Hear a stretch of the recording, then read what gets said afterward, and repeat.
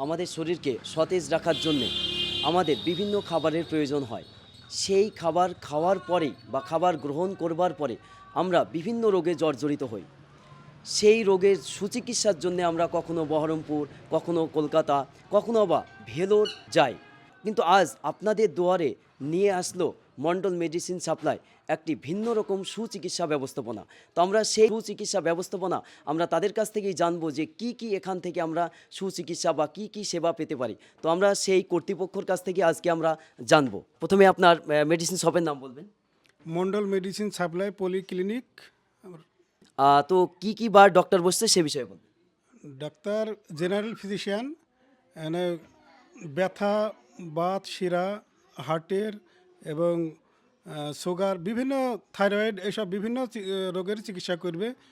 General physician doctor এনে সব রকমের চিকিৎসা করবে। কি কি বার বসছে সেইটা বলবো।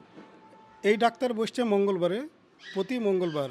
আর এর পরে অন্যান্য ডাক্তার বসানো হবে, অন্য সেই দিন আপনাদের বলা হবে। তো এই ডাক্তার ডেলি বসবে মঙ্গলবার মঙ্গলবার।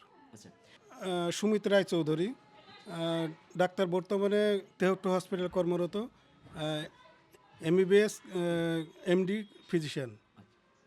আর আমরা জানবো যে মঙ্গলবার আমরা জানলাম যে মঙ্গলবার ডক্টর বসছেন, কিন্তু মঙ্গলবার কটা থেকে কটা পর্যন্ত ডাক্তারবাবু রুগী দেখবেন?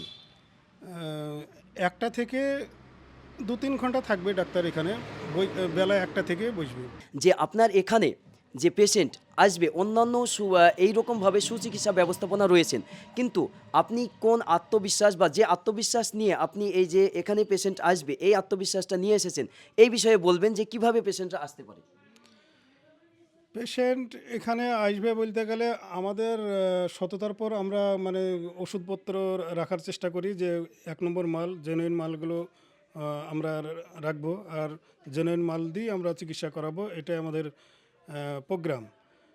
তো যাতে রুগীরা যাতে সুস্থ হয়, ভালো থাকে, এটাই আমার মানে। কোনো একজন পেশেন্ট যদি আসে তাদের রক্ত পরীক্ষা বা ছবি তোলার কাজের যদি প্রয়োজন পড়ে বা সেই রিপোর্ট যদি ডক্টরবাবু লেখেন, তো সেইগুলো কি আপনার এই মেডিসিন সাপ্লাই থেকে করানো হয়? হ্যাঁ, এখন আপাতত এখন অন্য জায়গাতেও করানো হবে রক্ত পরীক্ষা, তারপরে ছবি তোলা। তার মানে যেসব পরীক্ষাগুলোর ডাক্তার দিবে সেগুলো তার সঙ্গেই লোক আসবে, তারা পরীক্ষা রক্ত টেনে নিয়ে যাবে, তারা এক্স রে দরকার এক্স রে করবে, অন্যান্য ছবি করা দরকার সবগুলো করবে। তো এখন আপাতত অন্য জায়গা থেকে এটা আমাদের করানো হবে, পরবর্তীতে আমরা এখানে ব্যবস্থা করব এখানেই। এখানে যে সমস্ত পেশেন্টরা ডাক্তারবাবুকে দেখানোর জন্য বা রোগ দেখানোর জন্য আসবে তাদের বিনামূল্যে সুচিকিৎসা হবে, না তাদের জন্য কোনো ধার্য মূল্য নির্ধারণ করা হয়েছে? হ্যাঁ, তা মানে এলাকা তো খুব মানে দরিদ্র বা গ্রাম অঞ্চলের এলাকা, সেই জন্য আমরা মানে অল্প মূল্য ডাক্তারের ফিজের ব্যবস্থা করেছি, যেটা 250 টাকা মতো ফি লাগবে। ডাক্তারের তো অনেক খরচ আছে, অনেক দূর থেকে আসবে, তো সেই খরচের জন্য ডাক্তারের কিছু প্রয়োজন, সেই জন্য 250 টাকা অল্প মূল্যেই করা হয়েছে। তো 250 টাকা ফিজ লাগবে এটুকু। 250 টাকা প্রতি পেশেন্ট। আচ্ছা, ডক্টরবাবুর সুচিকিৎসা নেওয়ার জন্য অগ্রিম নাম লেখানোর সুব্যবস্থা আছে কিনা সেই বিষয়টা বলবেন। হ্যাঁ, অগ্রিম নাম লেখানো হবে। এই যে আমার নাম্বার আছে, মোবাইল নাম্বার নাম্বার 77 97 41 01 09। এই নাম্বারে যদি আপনারা যোগাযোগ করেন তাহলে নাম লেখানো হবে। যখন আপনি ইচ্ছা তখন আপনি ফোন করতে পারেন। রাত দিন 24 ঘন্টা আমার মোবাইল সবসময় খোলা থাকে। আচ্ছা, যখন ইচ্ছা আপনারা নম্বরটা নিয়ে যোগাযোগ করে আপনারা নাম লেখাতে পারবেন। এবার আমরা মানুষ ছাড়া অন্যান্য প্রাণী বা পশু বিভিন্ন ধরনের যেমন ছাগল, গরু, হাঁস, মুরগি ইত্যাদি রয়েছে, তো তাদের কি কোনো ওষুধ বা তাদের কি চিকিৎসা করা হয়?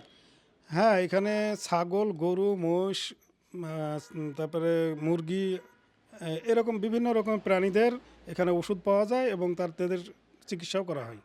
তো আপনারা এখান থেকে গরুর সমস্ত প্রাণীদের ওষুধ নিয়ে যেতে পারেন।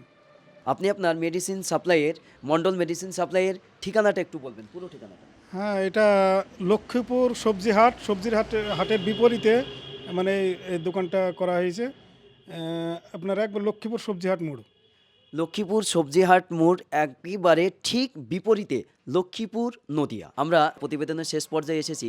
এবার আপনি যদি আমাদের যারা দর্শক বা জনসাধারণ যেসব আমাদের সাধারণ মানুষ রয়েছে তাদের উদ্দেশ্যে যদি কিছু বলেন। হ্যাঁ, জনসাধারণের কাছে যাতে এটা পৌঁছে যায়, যে এটা যদি আপনার বেশি বেশি শেয়ার সাবস্ক্রাইব করে যদি করুন, তাহলে হয়তো এই সুচিকিৎসাটা সবাই পাবে, যাতে সকলেই যাতে এটা উপভোগ করতে পারে। সুচিকিৎসা এখানে যাতে পায় তারা, তার জন্য আপনারা শেয়ার করবেন। তো আপনারা শুনলেন, সুচিকিৎসার জন্য একটু বেশি বেশি শেয়ার করবেন। সকলেই এই সুচিকিৎসা পেতে পারে বা পাওয়ার উপভোগী হতে পারে, তার জন্য আপনারা পেজটিকে শেয়ার করবেন বা ভিডিওটি শেয়ার করবেন।